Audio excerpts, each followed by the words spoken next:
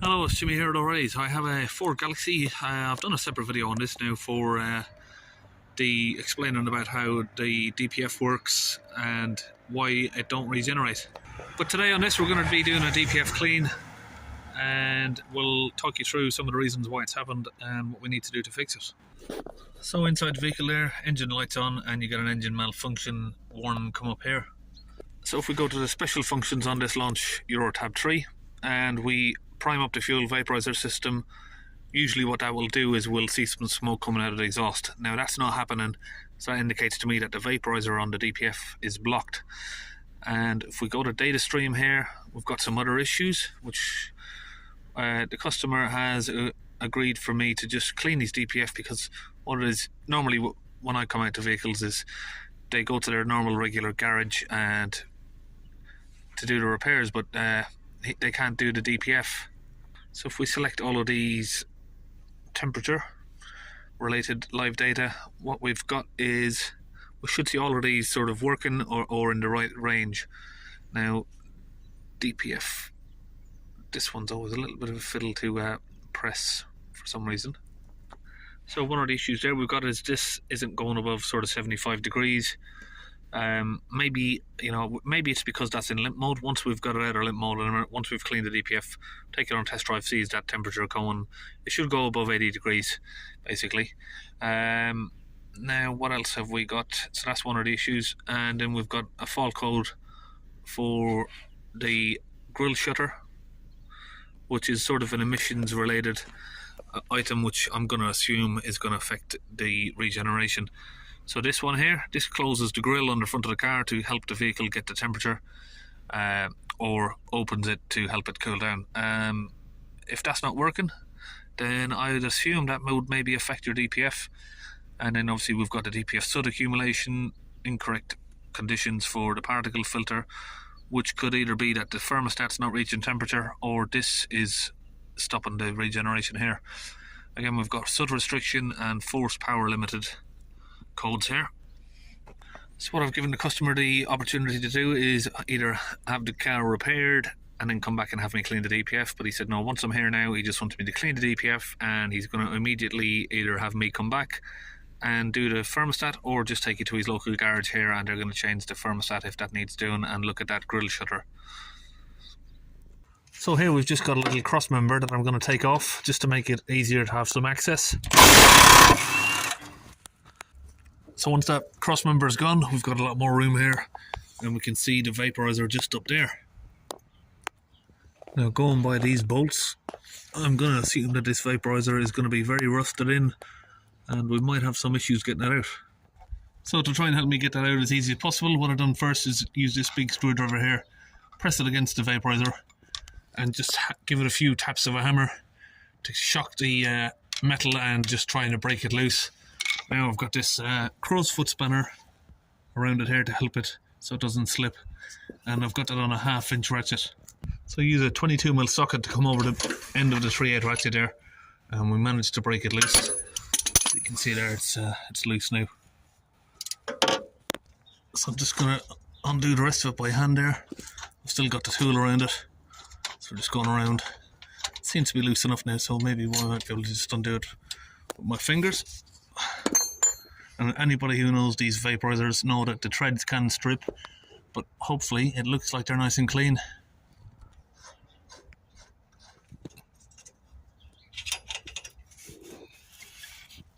Look at the state of that.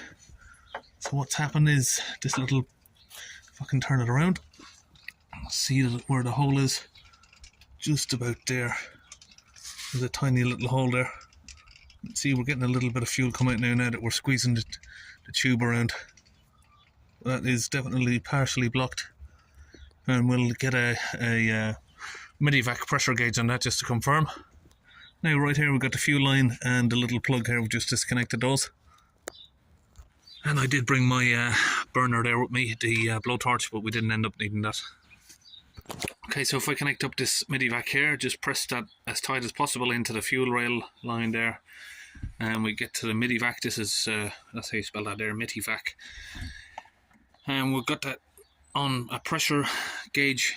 So if we press that, you can see there that the pressure is coming right up, and it comes down slowly, which indicates that it's blocked. Now as we do that, you'll see some fuel coming out, but of course it's not enough.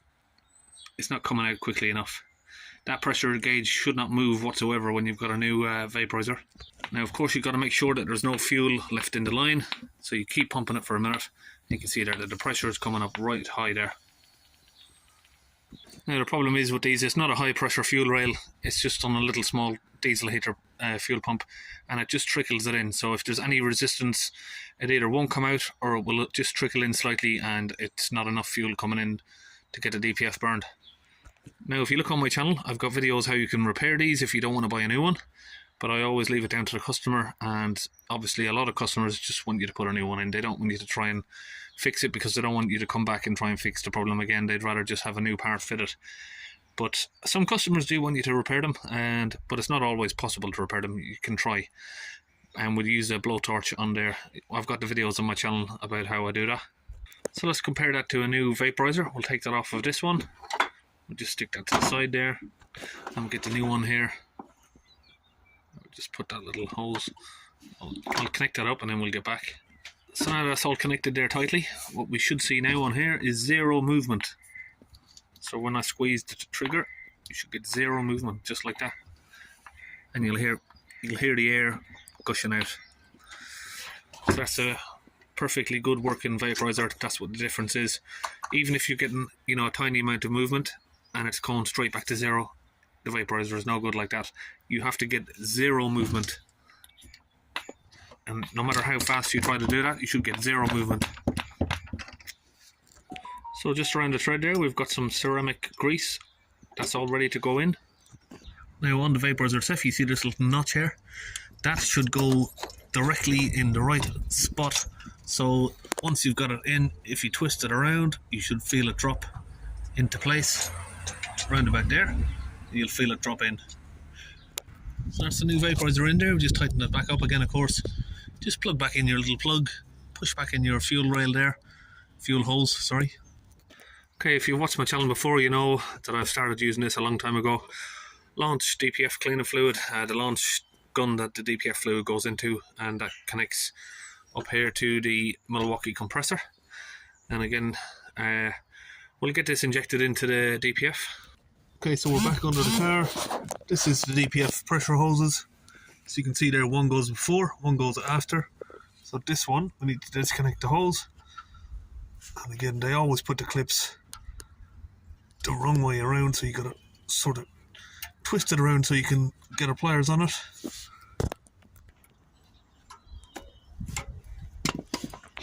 So I've just made these sort of different attachments myself here. Just a bit of fuel hose goes on the end of the DPF gun, and that allows me to just push that over there tightly so I don't make a mess. Get that sealed nice and tight. Then I can just squeeze the trigger and get that DPF fluid in there.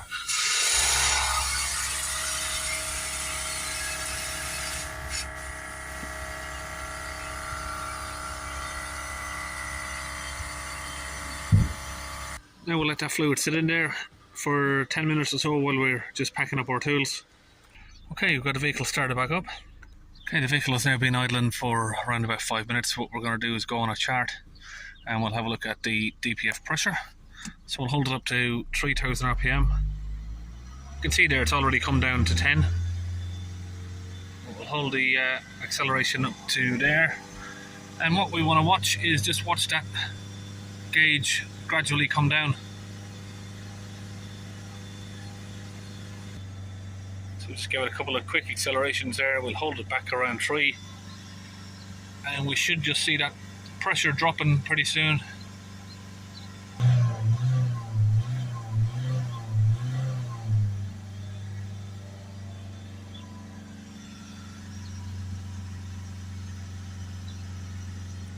Let's just come down a little bit. Let's just try and raise it back up.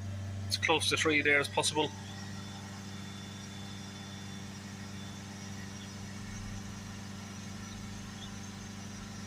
So these ones is where we're, pumping the accelerator up, and now we're just holding it just there around the 3000 RPM mark, and you can see there how much the pressure is dropping down.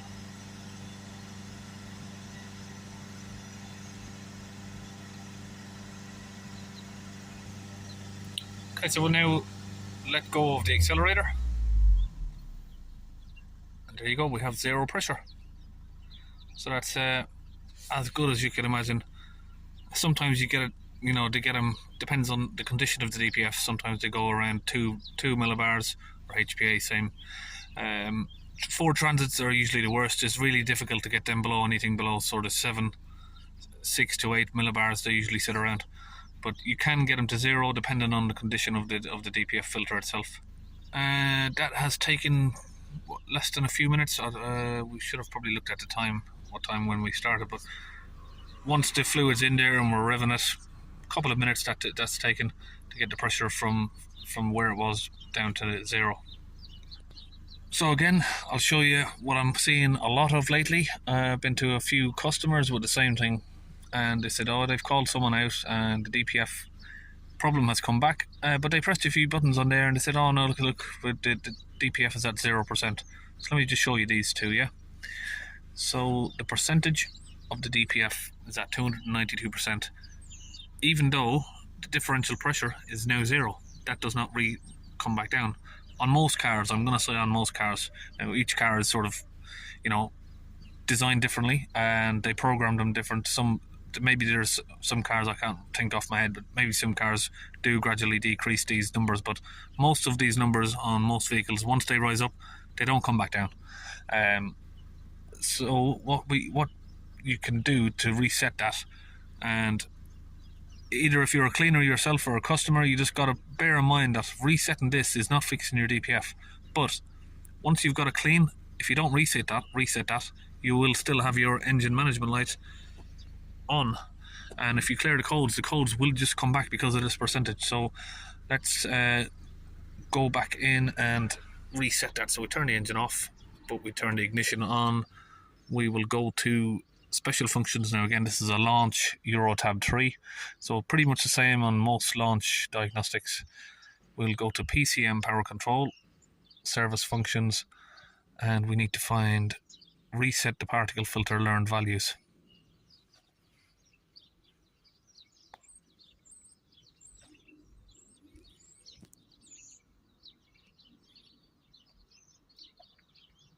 Okay, that's complete. Now we turn the ignition off, press OK, and that's successful.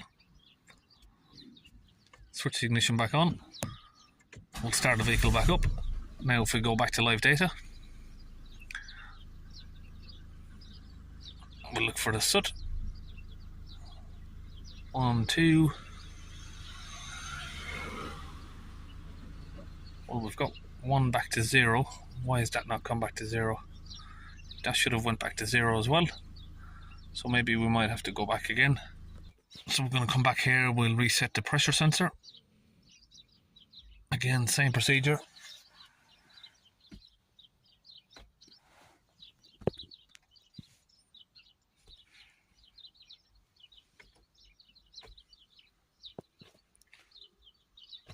That's complete.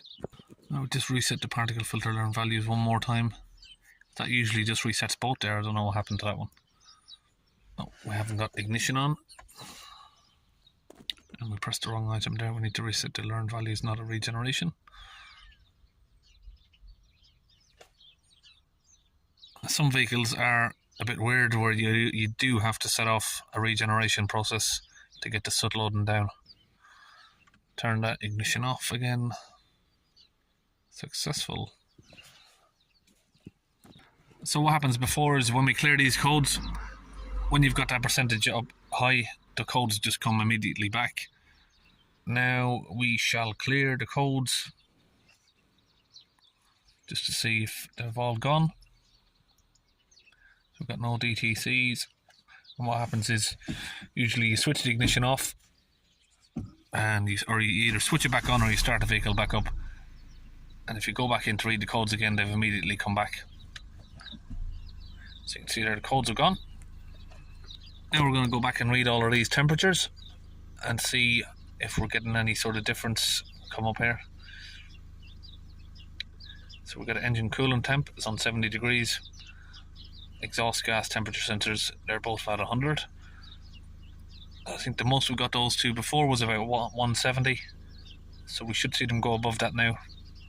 But actually one thing we're going to need to do quickly before we do that, as we've changed the vaporizer, we need to prime up the fuel in it, get the air out of that. So again, we'll do that.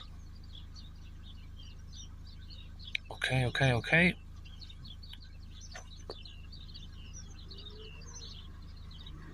So we'll wait until that's finished. So while we're waiting that to finish, I'll just show you now that we have cleared the codes. You'll get full revs on the engine, full boost is back. And remember gents, if you've done a good job, you should always have her leaving a wet patch. Now we'll just get the temperature up a bit. We should see a bit of smoke once it gets warm.